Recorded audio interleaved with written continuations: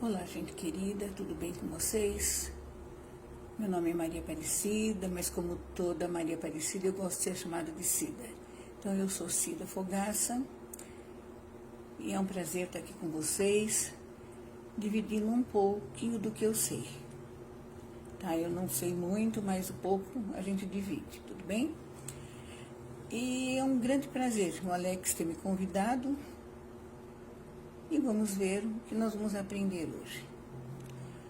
Que a luz e o amor de Jesus nos envolva, nos amparando, nos sustentando para novos aprendizados, né? Que assim seja. Então, o que nós vamos falar um pouquinho hoje? Nós vamos falar sobre cromoterapia. O que é a cromoterapia? A cromoterapia tem várias definições, mas eu vou falar uma só que eu vou ler. É uma prática de tratamento terapêutico natural que utiliza cores para corrigir disfunções nos corpos físicos, energético e mental, além de equilibrar o corpo energético. Em caráter preventivo, pode também despertar e desenvolver capacidades potenciais, aquelas capacidades que estão adormecidas na gente. Bom, mas, olha, com tantas definições, mas uma coisa bem simples. Cromo quer dizer cor, cromo ou croma quer dizer cor. Terapia, tratamento. Então, é tratamento através das cores. Mas, na realidade, a cromoterapia é um tratamento através das energias das cores. E o tratamento usando as energias das cores não é uma coisa nova, não. Já é uma coisa desde o Egito Antigo, da Índia Antiga, desde muitos anos. E essa tem uma breve história que convém a gente dar uma relembrada.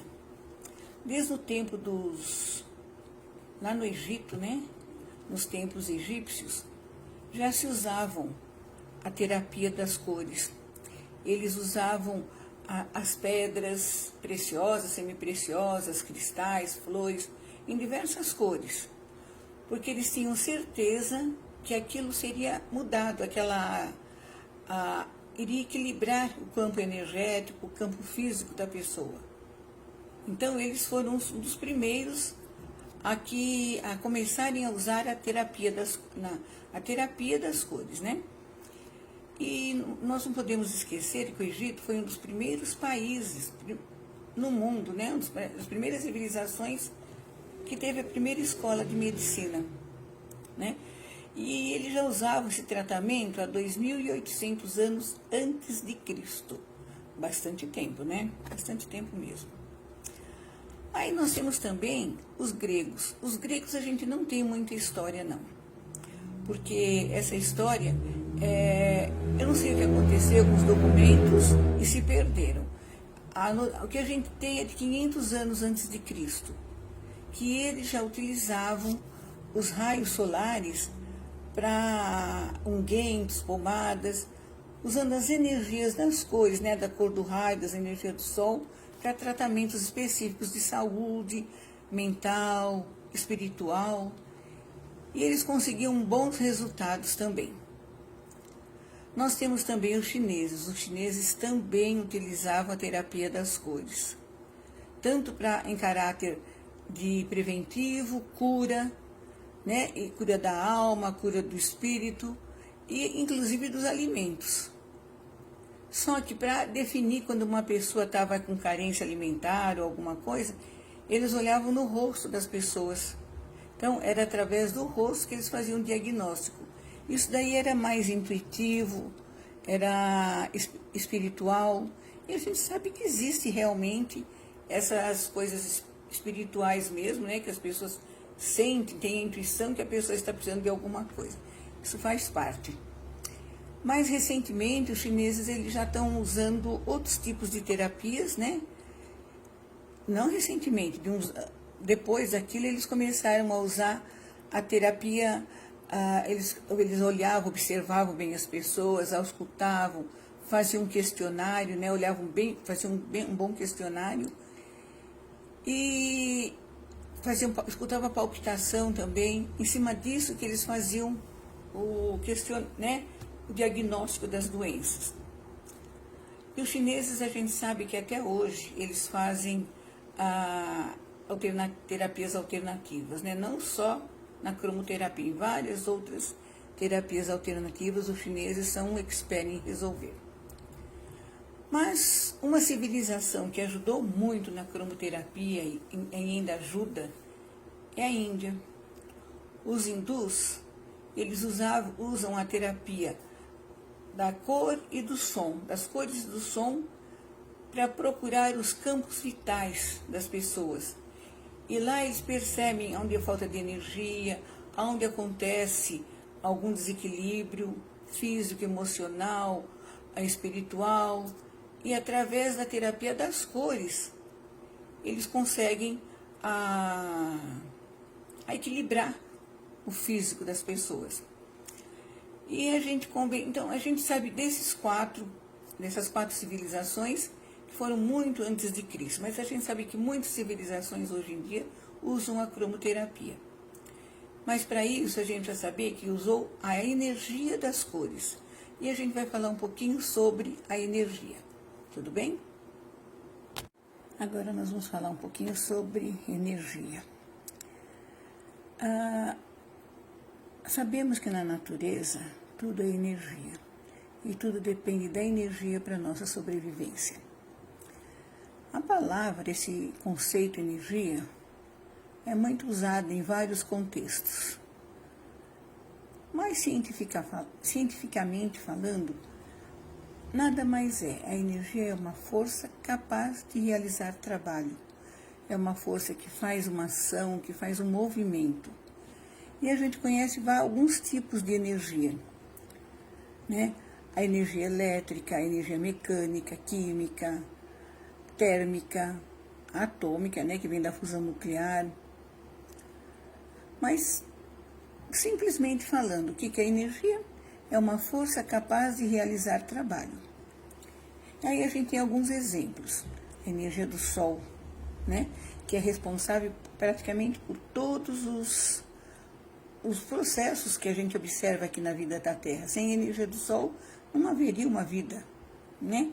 Para o crescimento das plantas, para a nossa própria vida, né? A gente sabe que o Sol tem a vitamina D, que é útil para os nossos ossos, e assim por diante. A energia do vento, que é a energia eólica, aquela que faz aquelas brisas, que também ajuda a fazer energia elétrica. A energia térmica do solo, que dá vida para as plantinhas poderem crescer. A energia da água dos rios, a energia da água das cachoeiras, das cascatas, e assim por diante. Então, são raros os processos na superfície da Terra que não se ligam de alguma forma. São raros, quase não, tem pouquíssimos processos que não precisam de energia. Isso mais é a nível de células nossas mesmas, tá? Então, vemos que a energia gera trabalho, e o trabalho gera mudança. E a energia, ela é transmitida através de ondas, sabe? Então, essas ondas, o comprimento dessas ondas, a velocidade é que vai determinar como essa energia vai sendo usada. E, embora essa energia, às vezes ela esteja acumulada, mas ela muitas vezes precisa ser utilizada. A palavra energia, como eu falei para vocês, é um conceito, né? E é muito usado, estudado, química, física, biologia e algumas outras matérias. Mas quando um corpo está transformando, está modificando alguma coisa, fazendo uma ação, ele está transmitindo energia, ou está gerando energia, ou está gastando energia, ou está doando energia. Então, como eu disse, a energia é praticamente responsável por todos os processos, quase todos no planeta Terra. Mas a gente precisa falar um pouquinho também da energia nos seres vivos. Nós sabemos, nós acreditamos no Criador. Nós sabemos que nós temos uma energia vital. Nós sabemos que a nossa fonte maior de energia é o nosso Criador, não é mesmo? E o nosso corpo, essa energia vital ou a bioenergia, nada mais é que um campo eletromagnético dos seres vivos. Todos os seres vivos têm, vegetais, animais, né? Nós humanos que fazemos parte dos animais. Então a gente acredita que a maior fonte de energia vem do Criador.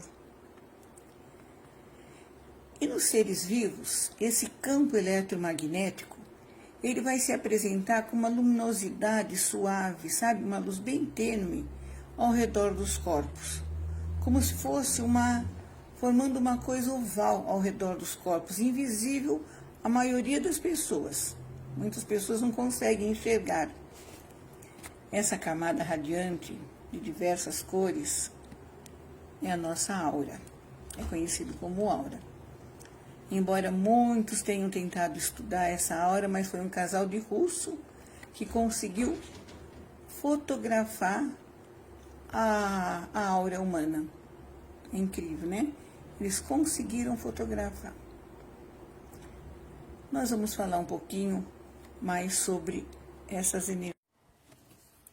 Alguns estudos já comprovaram que existe uma relação energética, né, entre o desequilíbrio do campo eletromagnético com as perturbações fisiológicas e orgânicas, como também as psíquicas, mentais, espirituais.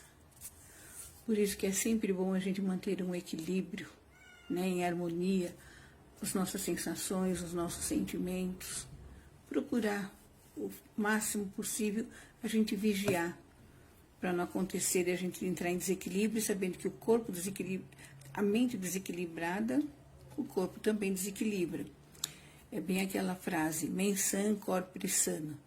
Quer dizer, mente sã em corpo sadio. Faz toda a diferença mesmo para nós. Então, vamos cuidar da nossa energia mental, principalmente. A gente sabe que toda cor tem uma onda com comprimento, assim, tem uma energia que tem uma onda e um comprimento definido.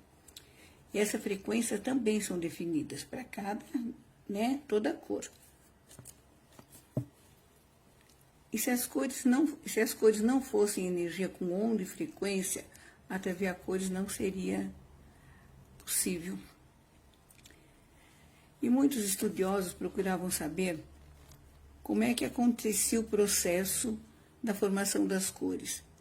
Leonardo da Vinci afirmava que a cor era propriedade da luz e não dos objetos. Já Isaac Newton, as cores de todos os corpos são devidas a que elas refletem a luz de uma certa cor com maior quantidade que as outras.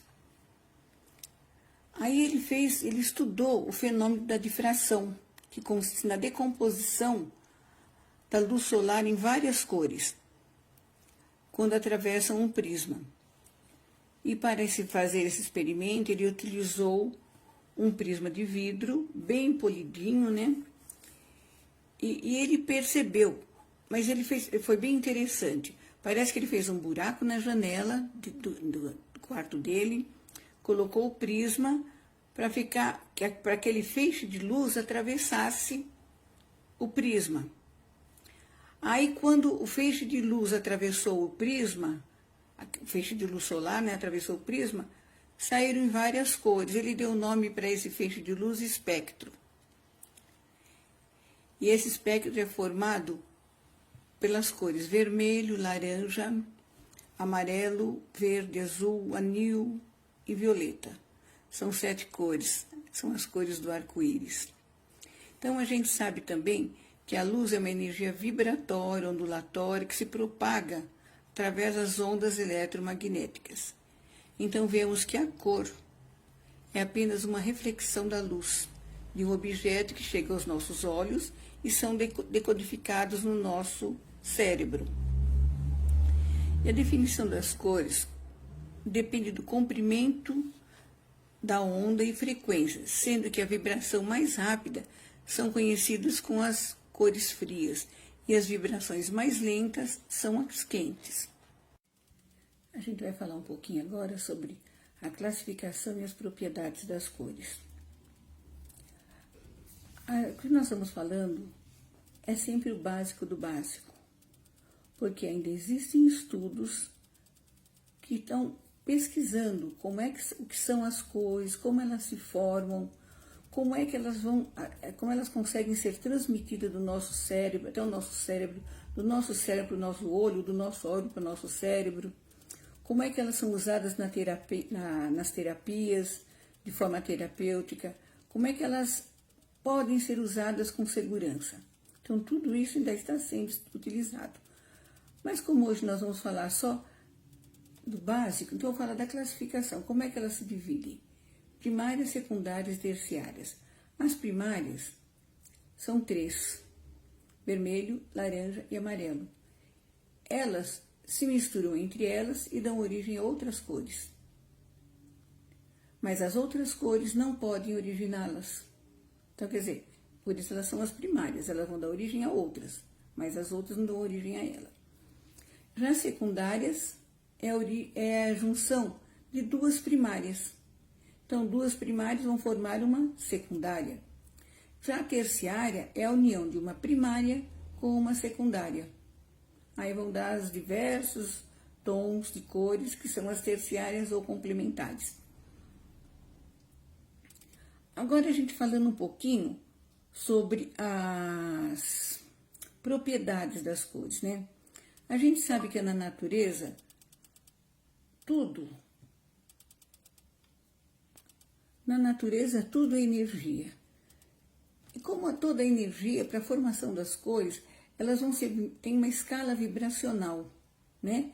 Característica de cada grupo de elemento que são afins. E a utilização das ondas, né, emitidas pelas cores, elas atuam nas células do corpo, que podem melhorar o equilíbrio entre o corpo e a mente, sendo que cada cor apresenta uma função terapêutica diferente. Por isso que a gente precisa realmente prestar atenção, né, nas características e especificações de cada cor. Para quando a gente estiver trabalhando com cores, né, na cura, a gente não ter resultados desagradáveis, causando prejuízo àqueles que a gente está atendendo. As cores mais utilizadas pelos cromoterapeutas, né? É o vermelho, o laranja, o verde, o amarelo, o azul. Mas o que a gente sabe? Que as cores vermelho, elas são as cores quentes, né, que a gente fala, elas são energéticas, elas estimulam. Já as outras cores, que a gente fala que são as cores frias, elas são calmantes, tranquilizantes. O branco é a união de todas as cores. Aí falam que ela é alegre, é a calma, é a paz.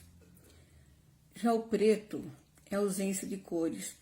Aí falam que ele é fúnebre, ele é tristeza, ele é solidão. Eu não aceito porque eu adoro muito, eu gosto muito, aliás, eu gosto de todas as cores. O do preto é uma delas, emagrece. As cores do arco-íris nós sabemos que são 7. Vermelho, amarelo, laranja, verde, azul, anil e violeta, ou roxo, né? Agora a gente vai falar um pouquinho de cada cor. Mas aí eu vou pedir licença que eu vou ler, tá? Para eu falar tudo que eu escrevi, porque é muita coisa que eu não vou lembrar. Verde. Para nós, ele é o equilibrante. É a cor que ajuda a promover o equilíbrio interno e diminuir o estresse. Possui ação refrescante e calmante. Promove o bem-estar Físico e mental, estimula a imunidade, indicada no combate de doenças infecciosas. Já o azul, que é o tranquilizante, ele atua no sistema, ele é calmante, tranquilizante, atua no sistema nervoso e muscular. É usada nos problemas de sono, estresse, trazendo calma e harmonia ao organismo. Vermelho. O vermelho é a cor que aumenta a energia. Ele é estimulante, ele dá vitalidade, ele dá adrenalina. Falam que ele é a cor da alegria, né? Mas fisicamente ele melhora o funcionamento do coração e ativa a circulação sanguínea. Vermelho, embora seja uma cor muito vibrante, muito quente, ela precisa ser usada com cautela. O rosa é amoroso. Ele representa a harmonia, o amor, tranquilidade, cor da fraternidade. E ele estimula as funções cardíacas, glandulares e circulação.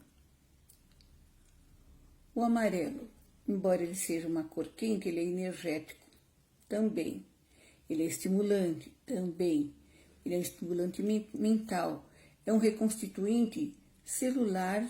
Ele ajuda nas doenças crônicas, anemias e lesões oculares. Então, o amarelo, mesmo sendo uma cor quente, é uma cor que a gente usa bastante.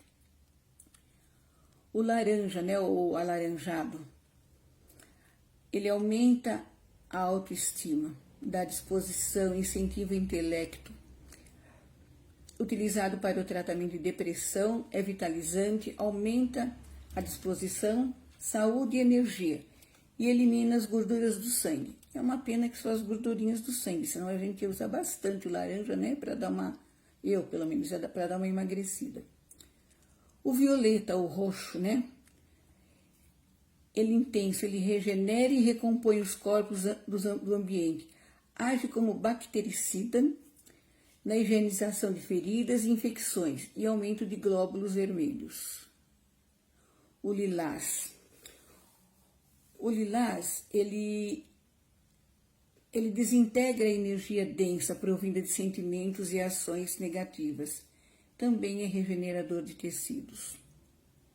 O roxo reenergiza os ambientes, os corpos.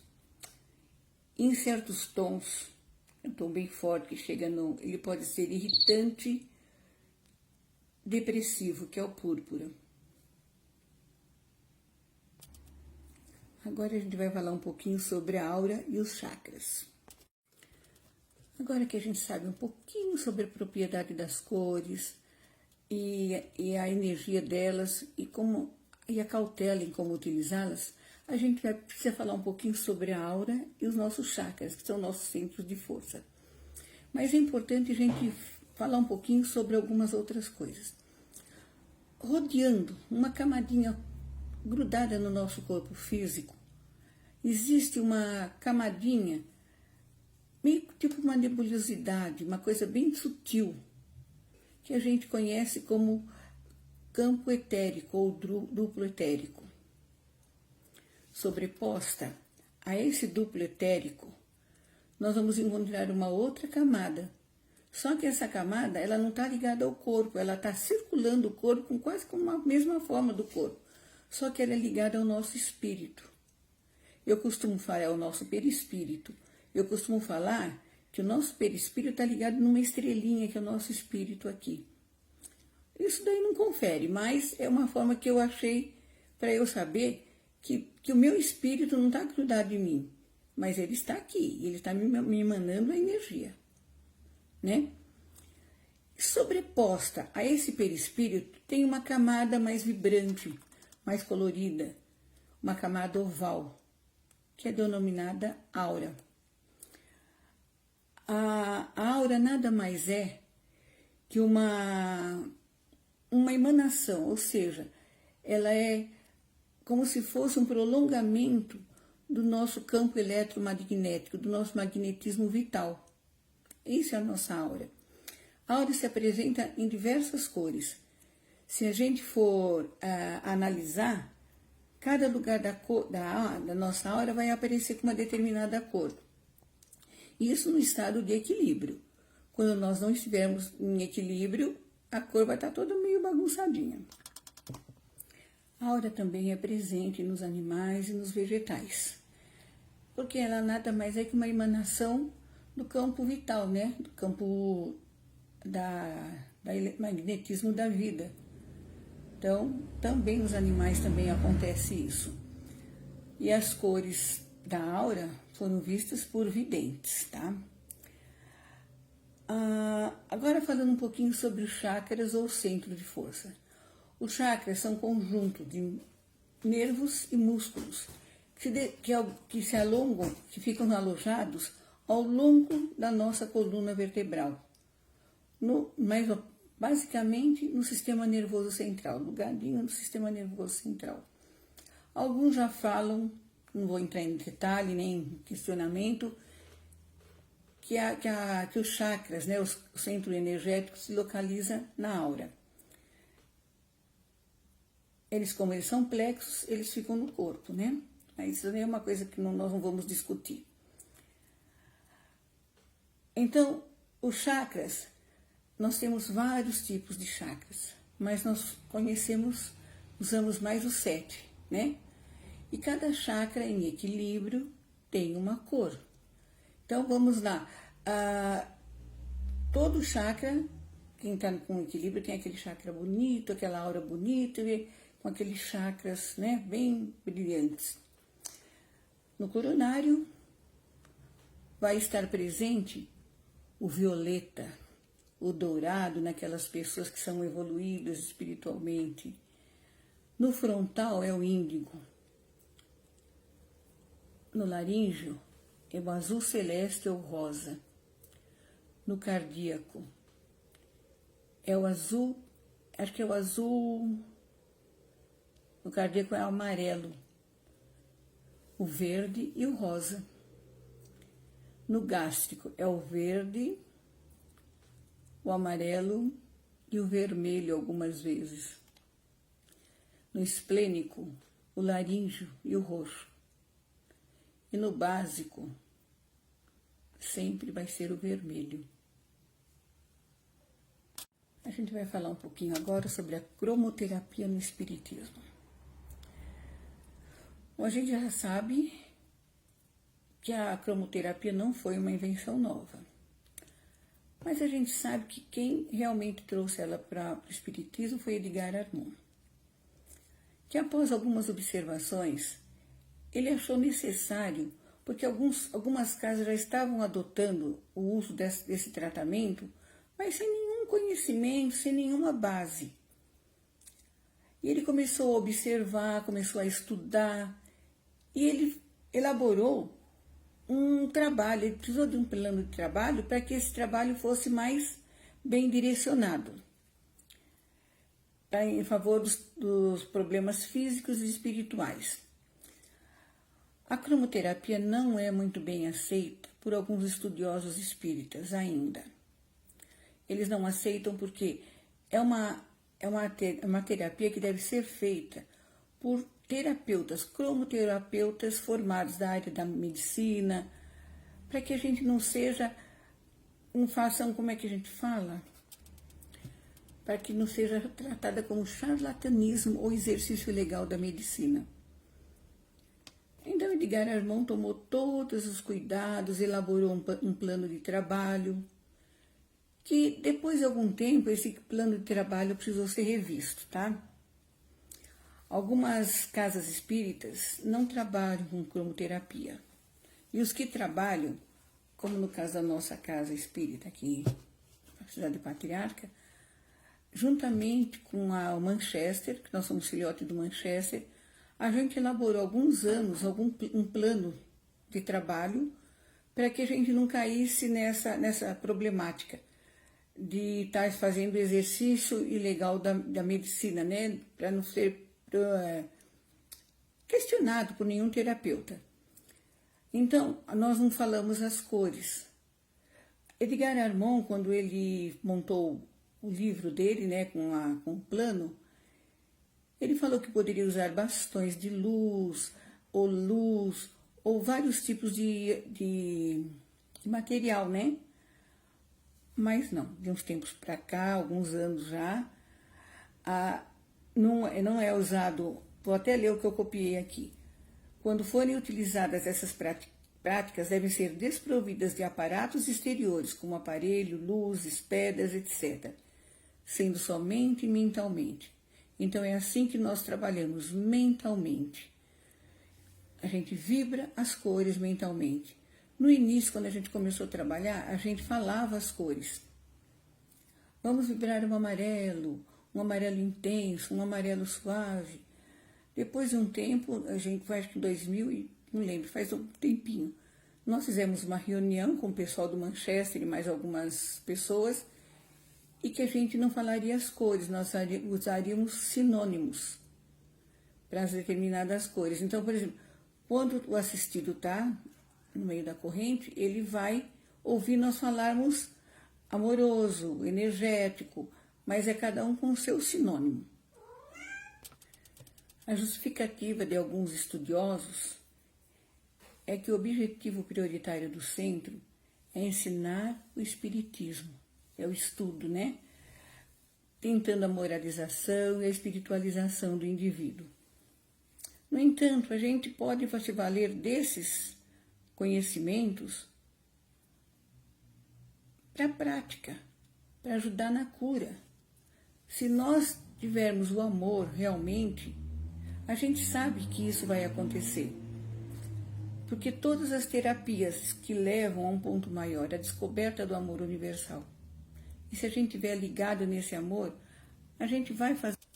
Então, para que a gente trabalhe realmente com responsabilidade, com amor, é muito importante a gente conhecer, saber sobre a espiritualidade, saber como nos ligarmos à espiritualidade, o conhecimento dos chakras, a localização dos chakras, a localização de alguns órgãos, né, dos órgãos do corpo físico, e a utilização das cores.